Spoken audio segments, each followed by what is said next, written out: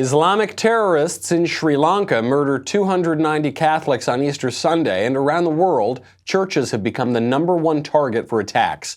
So, political and media elites who don't want to admit that fact have made up a new term to describe all of them. We will explore lies and ignorance in our post-Christian society. I'm Michael Knowles, and this is The Michael Knowles Show.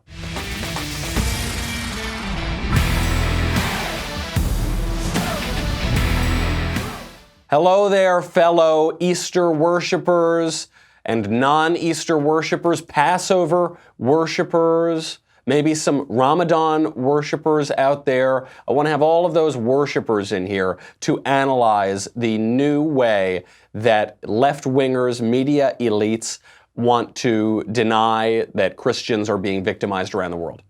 Welcome, welcome, welcome. We will get to all of that in a second. But first, Ring's mission is to make neighborhoods safer. You might already know about their smart video doorbells and cameras that protect millions of people everywhere. Ring helps you stay connected to your home anywhere in the world. So if there's a package delivery or a surprise visitor, you will get an alert and be able to see, hear, and speak to them all from your phone. That's thanks to the HD video and two-way audio features on Ring devices. I love Ring. It makes me feel safer. I give Ring out to my friends. It's a perfect housewarming gift. Everybody at Daily Wire loves Ring, including our senior producer, Jay Hay, who, fortunately, I've never had some wacko come up to my house in the night. I feel safe being protected, but I've never had to deal with it one-on-one.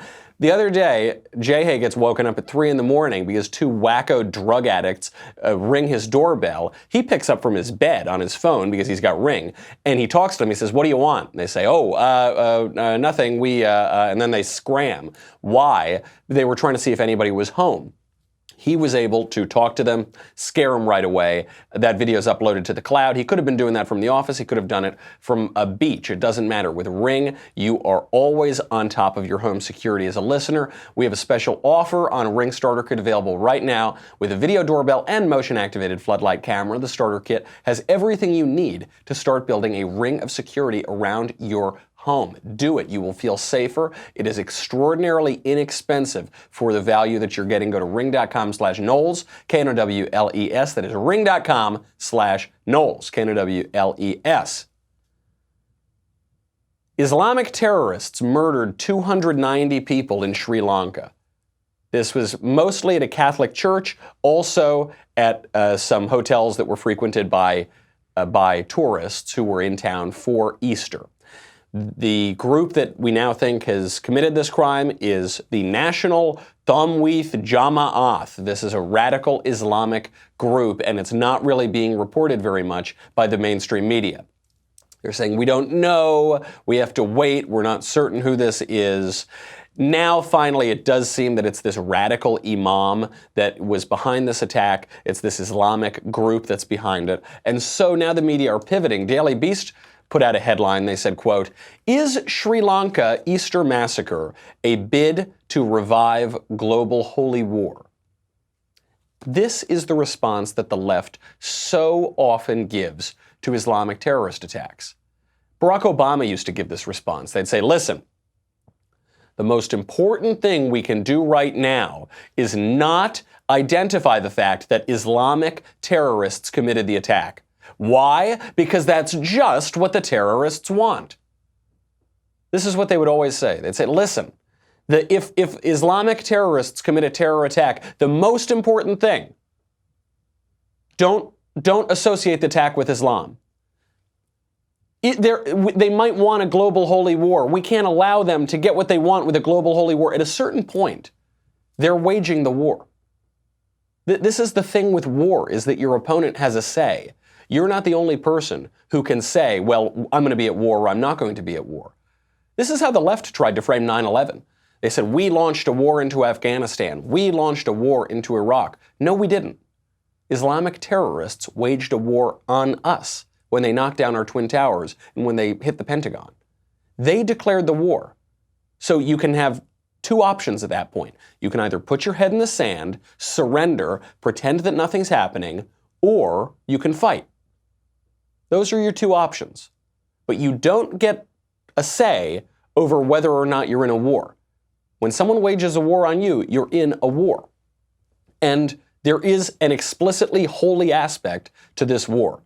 say, oh, is this just an attempt to revive a global holy war? No, it is a global holy war. This is explicitly an attack on Christians and on Christianity. It happened on Easter Sunday. When that Cathedral of Notre Dame burned down on the first day of Holy Week, said, this timing is a little strange. Although we actually don't know what caused that cathedral fire. This happened on Easter Sunday. 290 Christians, specifically Catholics, attacked. 3 churches and hotels on the holiest day in the Christian calendar, holier than Christmas. Christians are a highly persecuted minority in Sri Lanka. Christians make up 7.4% of the population of Sri Lanka. And it's not just in Sri Lanka. Around the world, churches have become the #1 target for attacks. Right now, around the world, more than 3 churches are attacked per day. There's an average of 105 church attacks per month, almost all of which are ignored by the mainstream media. Obviously, the Notre Dame burning is the most explicit example. And again, we don't know what caused that fire yet. We don't know one way or the other. I think a lot of people are trying to say, well, it was just some accident. Move on. We don't know. It was just an accident. We have no idea what caused that fire, for sure. There are also many, many desecrations and burnings of churches all around France that were going on all during the week prior to the burning of Notre Dame. All of those other church attacks, desecrations, smearing excrement all over the church, burning churches down. Days after the Notre Dame attack, there was an American professor who walked into St. Patrick's Cathedral in New York with 2 gallons of gasoline and lighters, and when he was finally arrested, he said, "Oh, I was going to bring these to my car." That's, you were going to your car. Did you park in St. Patrick's Cathedral? What were you doing? Obviously another attempt to burn down a major cathedral, the most important cathedral in the United States. That same guy had booked a ticket to Rome later that day. I guess he thought he'd burn down St. Pat's, fly over to Rome, and I don't know, try to burn down St. Peter's or something. Yesterday, also on Easter Sunday, a woman jumped on stage at an Easter service holding a baby and a handgun, screaming about how she's going to blow up the church. Fortunately, she was tackled. I think the baby is okay, and nobody was injured during that attack. Christians are the most persecuted religious group in the world. That's the conclusion of all of this. That's not hyperbole. That's not some shocking statement. That's according to the Pew Research Center. The Pew Research Center last year came out with a study analyzing trends all the way up to 2016. It showed that Christians are the most persecuted religious group in the world. They are harassed by law, often, in 144 countries. That's up from 128 countries the year before. That edges out Muslims, who are also harassed in a lot of countries, but not as many as the Christians are. And yet, if you went out to someone on the street right now and you said, Christians are the most persecuted religious group in the world, what would happen? They would laugh in your face. You hear this all the time. If you write on a column or on Twitter or something, I hear this all the time. They'll say, oh yes, Christians are so persecuted. Oh yeah, wah, wah, wah for the Christians. Actually, they are. At my church in New York, the Church of St. Michael, they dedicated a shrine to persecuted Christians in the Middle East because that story was totally untold. Nobody had talked about the Christian persecution that's been going on for years and years and years. Even when we look at our immigration policies in the United States, under Barack Obama, we took in scores and scores, hordes, untold numbers of Muslim refugees from war-torn countries like Syria. We took in barely any Christians. But Syria today is a Muslim nation. Why weren't we taking in the most persecuted minorities? Why weren't we taking in Christians? The reason for this is because a post-Christian society, which is what we now are, has 2 problems. The society both does not understand Christianity and it thinks it does understand Christianity. It's like that line from Mark Twain who says, it's not what you don't know that gets you into trouble, but what you know for sure that just ain't so. We don't even know in the United States that we're a post-Christian society. We don't even know in the West that we are a post-Christian society. What do I mean by that? Do I mean that Christianity is over? No, it's not over. Christianity will endure until the end of the age. The church will always be with us. But the period in which Christianity was the dominant cultural institution, where virtually everybody went to church, where the Christian view of the world was the nearly exclusive view of the world in the West, that period is over. And we're watching it come to an end right now. It doesn't mean that all of society is permanently over. It doesn't mean that there won't be a Christian revival. Let's not forget, Christianity was not born into a Christian society. Let's not forget that the beginning of Christianity, which we've just gone through on Good Friday all the way through Easter Sunday, was Christ himself being crucified. Let's not forget that Christians were persecuted for all of the early history of the church. The martyrs were crucified upside down, were tortured and killed in horrific ways. Then we had this nice period of Christian society. Now we're in a post-Christian society. How do I know that we're in a post-Christian society? Because you're all just a bunch of Easter worshipers. That's according to Hillary Clinton and Barack Obama. A new phrase yesterday entered into the English language that came by way of our political elites, Barack Obama and Hillary Clinton. The phrase is Easter worshipers. Barack Obama, responding to the terror attacks in Sri Lanka, said, "The attacks on tourists and Easter worshipers in Sri Lanka are an attack on humanity. On a day devoted to love, redemption, and renewal, we pray for the victims and stand with the people of Sri Lanka." Attack on tourists and Easter worshipers. Does he mean Christians? I think the word that Barack Obama is looking for is Christians. Specifically, actually, Catholics. And listen, even the language that he uses, on a day devoted to love, redemption, and renewal. We pray for the victims and stand with the people of Sri Lanka. What the day is, it is a day devoted to love and redemption and renewal because of the resurrection of Christ. There are other days devoted to love and redemption and renewal. Easter Sunday is about the resurrection of Christ.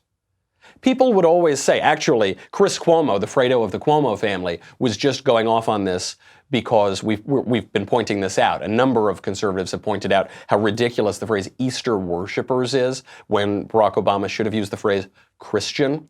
And what Chris Cuomo said is, oh, you guys are just using code to say that Barack Obama isn't one of us. No, first of all, we're not using code. It's not code when you directly criticize somebody and you're explicit about what you're criticizing them for. And we're not even saying Barack Obama isn't one of us.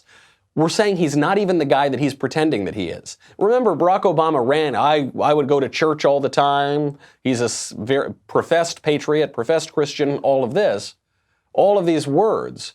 But then in his behavior and in the language that he uses after he gets elected, it doesn't seem that way. Easter worshipers. I've never heard that phrase before. Have you ever heard that phrase before? Hillary Clinton said the same thing. On this holy weekend for many faiths, we must stand united against hatred and violence. I'm praying for everyone affected by today's horrific attacks on Easter worshipers and travelers in Sri Lanka. Not Christians, not Catholics, Easter worshipers. A holy weekend for many faiths. You see, it's not Easter Sunday. No. It's the holy weekend for many faiths, and it was actually just those evil attacks that hurt people. It was those evil attacks. It was just hate. It was hatred and violence. It wasn't Islamic militants waging war on Christians as they prayed on Easter Sunday. No. It was these broad terms, Easter worshipers. That's all we can talk about. Now, Julian Castro had the same thing, by the way. He said, on a day of redemption and hope, these evil attacks on Easter worshipers and tourists in Sri Lanka is deeply saddening. My prayers today are with the dead and injured and their families. May we find grace. This is so strange. Why all of these responses say Easter worshipers? Hillary Clinton, when there are attacks on gay people, she says, I stand with the LGBT community. When Orlando gets hit, she doesn't say, I stand with nightclub dancers. My heart goes out to nightclub dancers. No. So I stand with the LGBT community. When Muslims are attacked for something, She doesn't say, I stand with Ramadan worshipers. I stand with hijab wearers. No, she says, I stand with Muslims. But when it's Christians, no, then we can't say that. We're not allowed to say that word. Christian, it sounds so, like accurate and precise. We're not allowed to use that kind of language when we're talking about our culture, our civilization. Christians, we're not allowed to do that. We need this generic made-up term, which I don't think anybody had used until last night. Easter worshipers. So why is the left using the phrase? Nobody worships Easter. We've never heard of this phrase before. We worship Christ. We are Christ worshipers. If you want to use the word worshipers, use the word Christ. Why can't the left say Christian? It's because Christians can't be victims. That Christians can't be victims. Not in reality. Obviously, in reality, Christians are the most persecuted religious group in the world. But in leftist ideology, Christians cannot be victims because of all of their theories, because of intersectionality. Because we know that at the top of the oppressor pyramid is the straight white man who knows that he is a man who is a Christian. That's the worst oppressor in the whole world. So when that person is the victim, he can't be a Christian. He has to be some new phrase. He has to be an Easter worshiper. In fairness to the phrase Easter worshiper, by the way, there are lots of people who only go to church on Easter Sunday. They're the ones who go on Easter. Maybe they go on Christmas. I don't think that that this is the reason why Barack Obama and Hillary Clinton are using that phrase. I don't think that's what they're trying to convey. I think what they're trying to do is defend their own ideologies. But this is true. This is also a problem. The number of Americans who are members of a church right now is at the lowest number ever recorded. You're going to see a lot of headlines that say, American church membership falls to 80-year lows. It's going to make you think that 80 years ago, there were also not a lot of people going to church, then it rose and then it fell. That's not true. The reason that we're at 80-year lows right now is because we only started looking at these numbers 80 years ago. So we are at certainly historic lows, all-time lows of church membership in the United States. Church membership in the U.S. held steady at about 70% from 1938 to 1999. You had 61 years of it basically around 70%. Maybe it goes up to 73 or even a little higher. Maybe it goes down to 68, 67, but it's around 70%. Then around 1999, that number plummets to 50%. The plummeting, the collapse of church membership is by far most pronounced among Democrats. It's down 23% in the last 20 years. It's down from 71%, now down to 48%. The majority of Democrats do not belong to any church.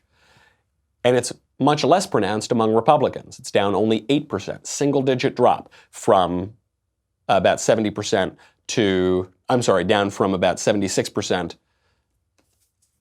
That's not true. Down from 75% to 69%, somewhere around there. So Republicans were punching above the average before by 2 or 3 points. Then there is still a drop, much less pronounced than among Democrats.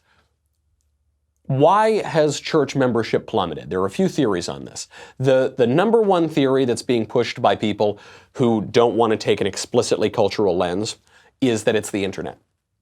This is the idea that Allah Pundit is writing about it, hot air, which is that basically anything that happens starting in the 90s is explained by the internet. And this theory usually holds true. However, in this case, the church membership thing is that it's part of a trend that began earlier. Membership in civic institutions in the United States dropped earlier than the internet became popular, and then churches followed afterwards. So first you had people not going to the PTA, people not going to the Kiwanis Club, people not going to the Lions Club, whatever. Then you had people not going to churches. I think the actual culprit here is most likely not the internet. I don't think the internet theory explains why there was such a difference in the way Republicans and Democrats reacted to this trend. Republicans use the internet just as much as Democrats do.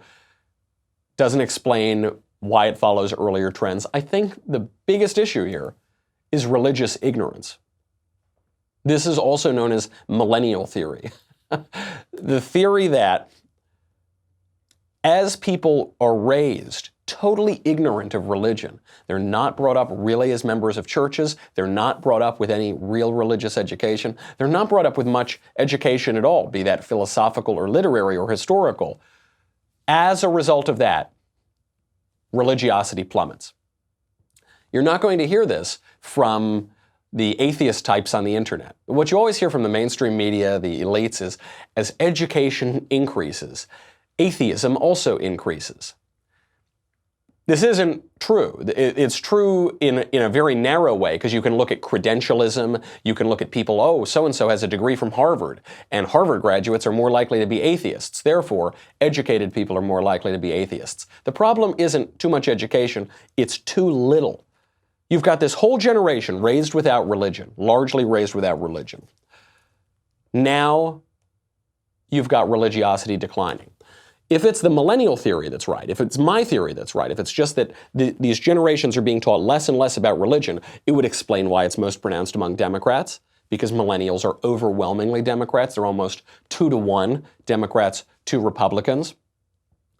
The new atheism movement highlighted this. Those new atheists, Christopher Hitchens, Daniel Dennett, Richard Dawkins, made terribly weak arguments against religion, totally pathetic arguments, but they were bought by people who couldn't refute them because they were basically biblically illiterate. You see this playing out in the mainstream media. You see this playing out by people who went to really good colleges, really good universities, then they go and they work for the New York Times, and then they expose their total ignorance. This headline came from the Associated Press over the weekend. Quote, "Tourist Mecca, Notre Dame, also revered as place of worship."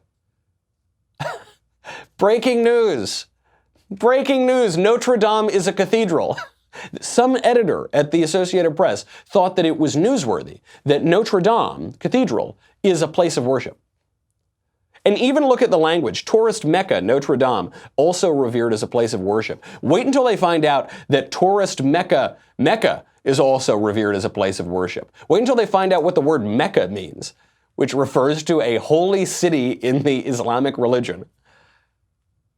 It's not just the Associated Press that's religiously ignorant. The New York Times last week reported that Father Jean-Marc Fournier ran inside Notre Dame to retrieve a statue of Jesus.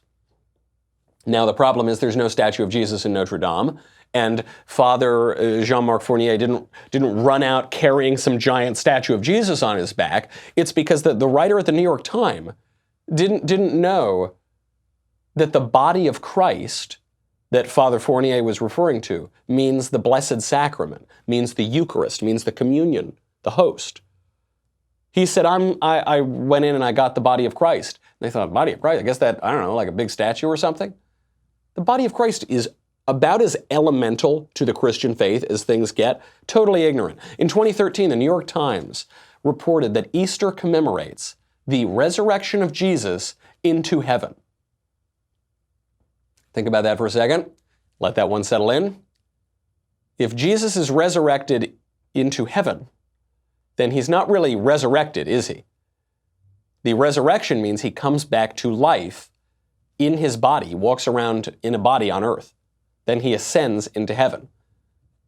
The basic fact of Christianity, the resurrection, totally ignorant. It's actually better what they said the next year. The next year, 2014, the New York Times said that the Church of the Holy Sepulchre marks, quote, the site where many Christians believe Jesus is buried. Let it sink in.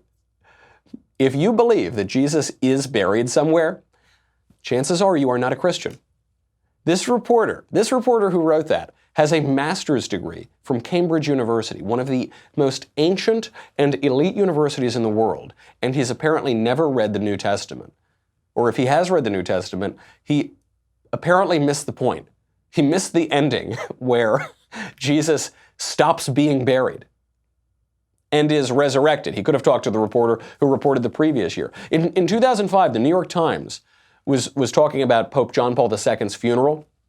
Pope John Paul II was holding that staff that bishops hold, and that staff is called a crozier, and he had it in his hand. And the New York Times referred to Pope John Paul II as holding a crow's ear, like a little ear of a little bird. I guess he was holding a little crow's ear because not only did they not know these aspects of the Christian faith, it didn't even occur to them to ask. Now, do you think that the media would treat Islam in this sort of way? Do you think that they would? No, they wouldn't. They would do their research. They would go in depth. They would make sure that they try to get it right. But they treat Christianity in a more flippant way because that's the ideology. And also, I mean, even broadly on all sorts of religions, these guys think, you're just some scared little people who are afraid of the dark and need a sky daddy to help you wake up in the morning. We are so sophisticated. We are so educated. We are so elite. We don't need to concern ourselves with your silly little fairy tales. And as a result, they do not know the most basic elements of the faith that shaped the entirety of their civilization. This is a major problem. This calls for an obvious solution. That solution is that we must start teaching the Bible in schools. We'll explain why in a second, but first we got to say goodbye to Facebook and YouTube. If you're on Facebook and YouTube, go to dailywire.com. $10 a month, $100 for an annual membership. You get me. You get the Andrew Klavan Show. You get the Ben Shapiro Show. You get the Matt Walsh Show. You get to ask questions in the mailbag. Coming up on Thursday, get your mailbag questions in. You get to ask questions backstage. You get Another Kingdom. And you get the Leftist Tears Tumbler. You know, I'm going to be going to Cal State LA tomorrow. I'll be giving a speech on immigration on the wall. There's a good chance you're going to need your tumbler. Now, the last time I gave a speech at a university, a bunch of wackos screamed and howled the whole time, and then one of them squirted me with some weird chemical. I'm hoping nothing like that happens tomorrow. The president of the university is already sending out letters condemning offensive, awful speech. So something tells me he's a little worried about how his students might react. Check it out. If you're in LA, love to see you over there. Otherwise, hopefully we'll be streaming it online. In any case, make sure you get your tumbler. Go to dailywire.com. We'll be right back.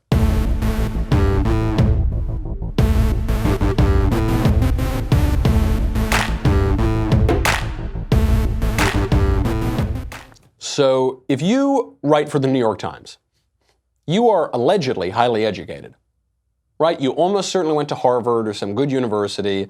Maybe you went to a graduate school. Now you write for this elite publication. Probably went to a top high school if you got into those good colleges. So you've had good education basically your whole life, what's supposed to be good education. And yet, you are biblically illiterate. This is a big deal. The easy solution is to teach the Bible in schools. President Trump has just endorsed this idea. President Trump came out a while ago, early this year in January, and said it's time to teach the Bible in schools. Multiple states have bills on the table right now endorsing this idea. Why is that? What all of them are pointing out is that the Bible is integral to our culture and our civilization.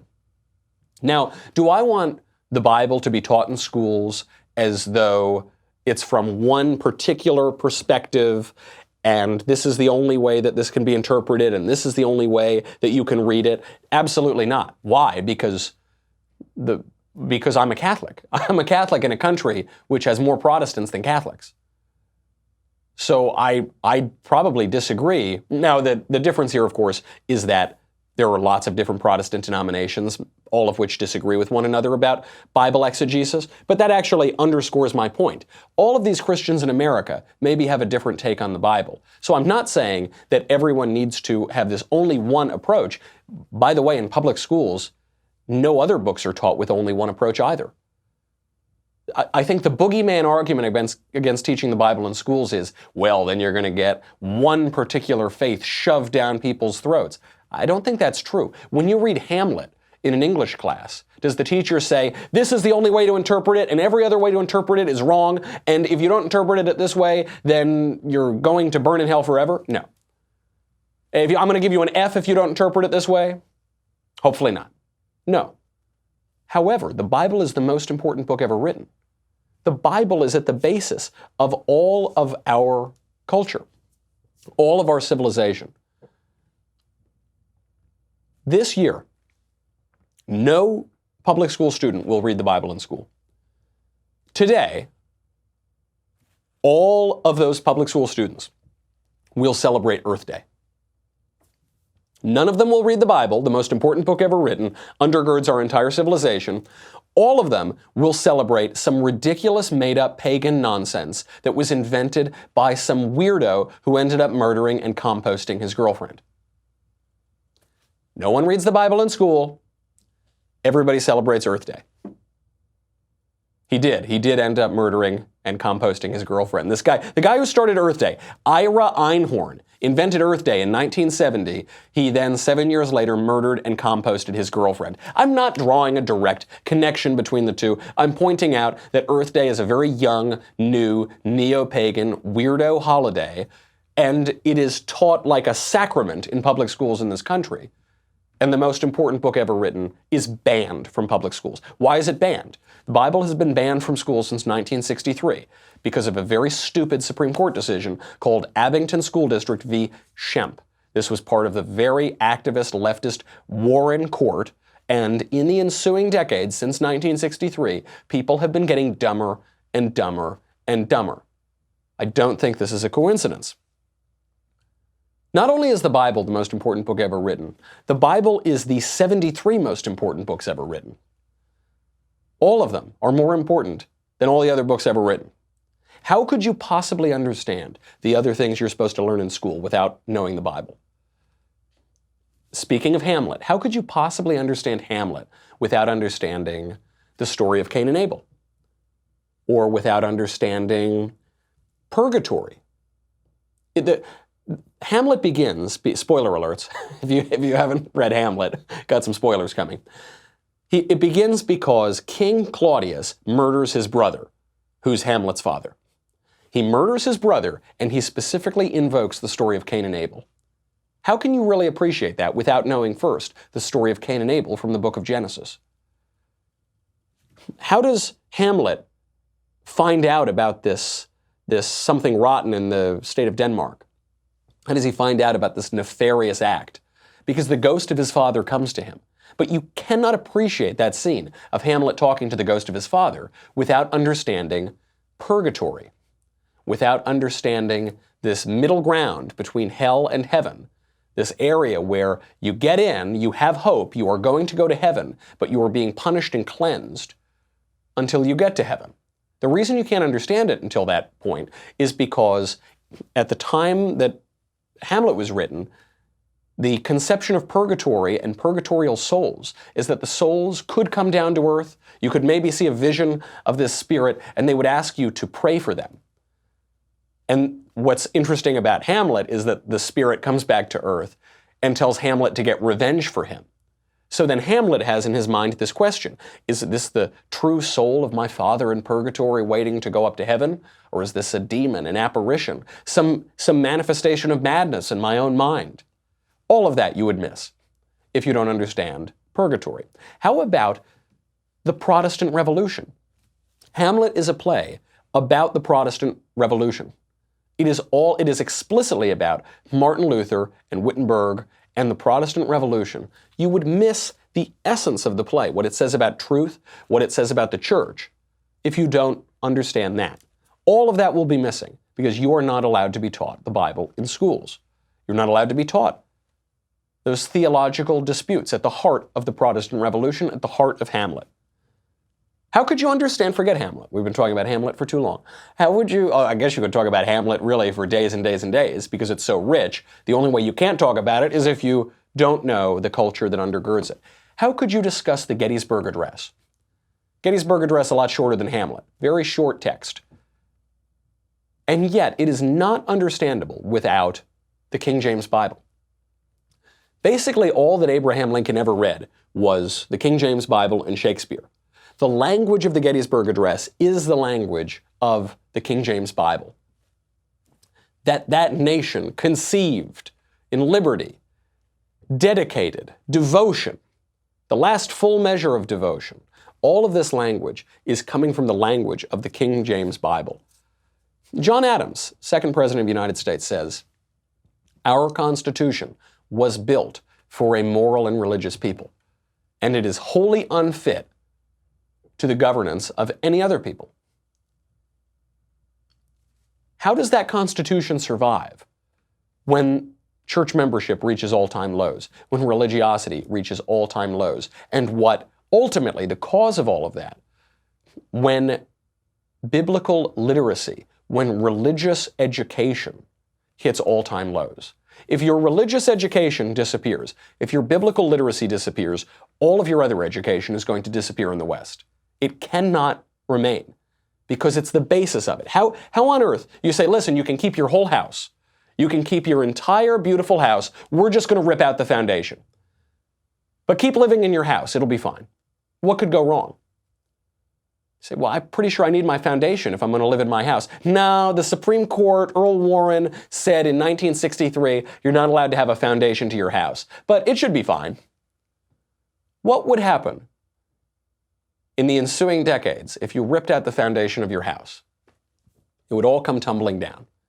And that is what we're seeing happen to our education and therefore to our society. We've talked a lot about liberal education because of all those scandals at the universities, all the way from parents trying to buy their kids' way in to me getting squirted with some weird chemical at University of Missouri, Kansas City. This crisis of liberal education is a crisis of politics and culture and the whole country. Because you need liberal education in order to have a free society. The liberal arts mean the arts of freedom. It's the way that we make sense of our freedom, the way that we earn our freedom. If that disappears, which it is, we've seen that happening since the 60s, your institutions of liberty, your governmental institutions, your society are going to erode along with it. How can we educate people without exposing them to the most important book ever written? Not very well. And this brings us to the bigger question. Can the West survive a post-Christian society? I don't see how they can, which is why President Trump is attacked all the time because he's cheated on his wife and he's been married multiple times and he says naughty words and he doesn't seem to go to church very much. They say, this guy is a terrible guy, he's a terrible Christian. Why on earth would Christians vote for him? At least he gets it. At least he gets the existential problem that we're facing. He might behave in a way totally contrary to how we hope Christians should behave. He might behave in a way totally contrary to sainthood. Maybe he does. I don't know. I don't know Donald Trump. Maybe he does, maybe he doesn't. Maybe he has immense contrition and repentance and faith. Maybe he doesn't. I don't really care. That's his problem. That's a problem between him and God. What I care about is whether the society can survive.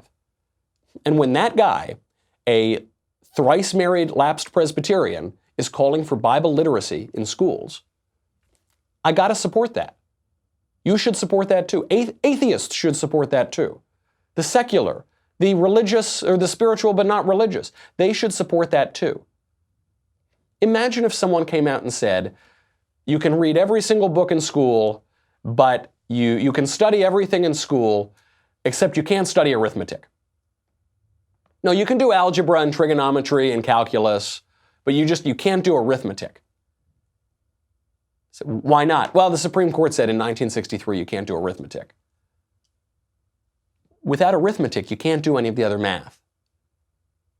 Even if you don't believe in the Bible, even if you don't believe in Christianity, even if you don't believe in the stories, certainly we know that there's a lot of truth value there. Certainly we know it's the difference that John Stuart Mill, the philosopher, explained between radicals, what we would call leftists today, and conservatives. He says the difference is when the radical comes across a tradition, like Jeremy Bentham, he looks at it and he says, is it true? Is this specific story in the Bible literally true in the way that I'm asking if it's true? And what the conservative says is, like Carlyle, is, what does it mean? What does the Bible mean? What do those stories mean? If we don't ask that question, if we don't have the humility and the seriousness and the wisdom to ask that question, we're not going to know what any of the other stuff means either. This is a problem of education. And it's why I am encouraged. I have to bring this up. You know, I was in Missouri. I was harassed, shouted down, screamed, silenced, and then eventually physically assaulted by these weirdos at the University of Missouri, Kansas City. And what happened the next morning? There was a letter from the chancellor of that university, Molly Agrawal, not apologizing to me, not condemning the students trying to use the heckler's veto, but actually condemning me as some sort of bigot. With no evidence, no reasoning, no argument, just smearing me as a bigot, and then applauding the students who screamed and shouted and tried to silence the speaker from the very beginning. That man is unfit to run an American university. That man should be fired. He should actually have the integrity to resign because he is such an abject failure in his job of running a university. He should have great contrition, he should apologize, and he should resign. But he's not doing that. He's not going to do that. He's going to continue to run that university into the ground. And so fortunately, there's some courageous Missouri state legislators who are trying to do his job for him and get him to resign. Missouri state legislator David Sater said, as far as I'm concerned, Agrawal can go.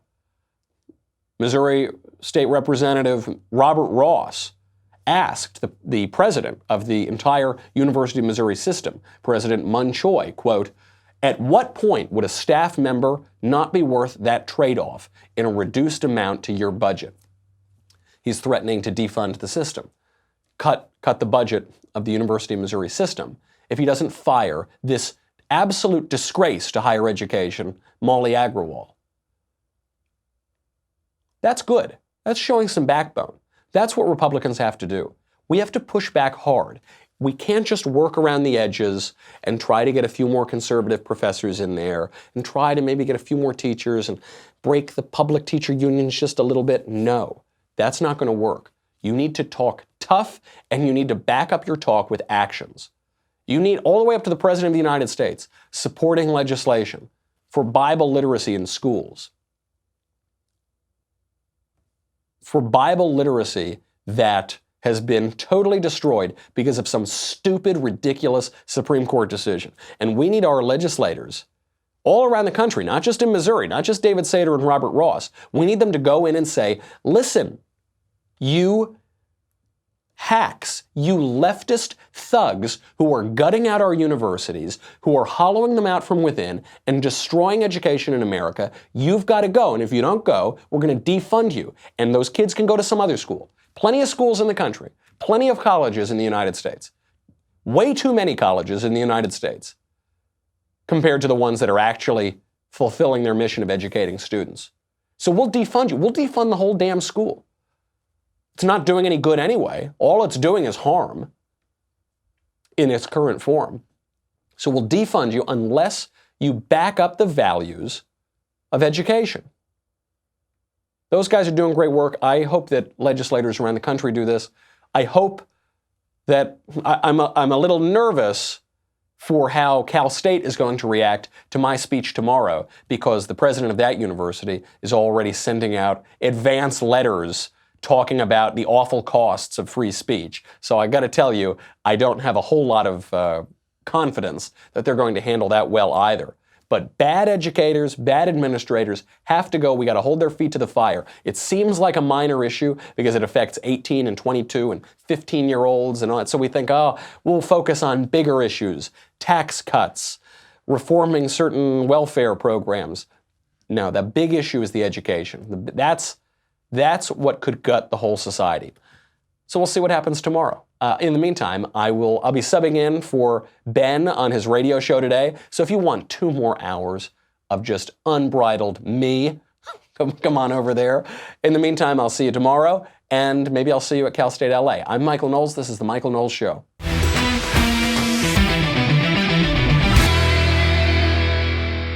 The Michael Knowles Show is produced by Rebecca Dobkowitz and directed by Mike Joyner. Executive producer, Jeremy Boring. Senior producer, Jonathan Hay. Our supervising producer is Mathis Glover, and our technical producer is Austin Stevens. Edited by Danny D'Amico. Audio is mixed by Dylan Case. Hair and makeup is by Jesua Olvera. And our production assistant is Nick Sheehan. The Michael Knowles Show is a Daily Wire production. Copyright Daily Wire 2019. Hey guys, over on the Matt Walsh Show today, horrific terror attacks against Christians in Sri Lanka, which I'm sure you've heard about. We're going to discuss that. We're going to discuss the persecution of Christians, which is happening on a large scale across the world and is often ignored in the West. And we'll talk about the fact that certain prominent Democrats seem to be going out of their way to avoid acknowledging that Christians are the ones being attacked and who were attacked yesterday. Also, I have been the subject of a pretty outrageous and ridiculous smear by a British publication for comments that I made on my show about gay adoption. So I'll dissect that a little bit, and we'll talk about that as well today over on the Matt Walsh Show.